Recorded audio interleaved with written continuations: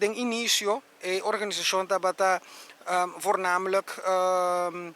collega ng di defensa, dus militar ng holandês, 80%, tabata 20% di trado ng lokal, anto esse a cambia, se aboldo completamente da organização significa que cada país tem 80% se nota mais de empregado na local, então 20% da hora understand ainda para nós estar junto com colega de defesa, nós nota militar, isso é importante para tu sempre sair que de acordo, nós temos uma instância marítimo, policial, riba então nós estaríamos na opsporing, handhaving e dienstverlenende taken, dus search and rescue, ora tem que buscar de riba dus viniendo back na boa pergunta, o cambio de personal e porcentagem da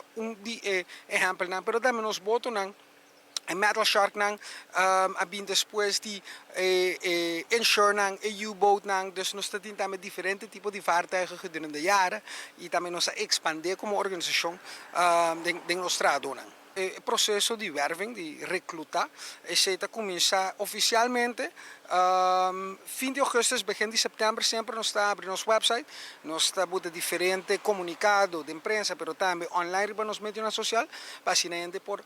aplicar para bira Kustwacht.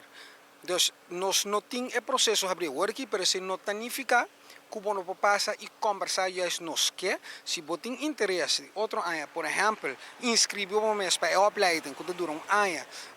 você tem 18 para 25 anos de idade, você passa livremente cerca de nós e informar. Nós temos específico de nossos colegas que vai over de opleiding, que tem juist para que nós hobby de Aruba,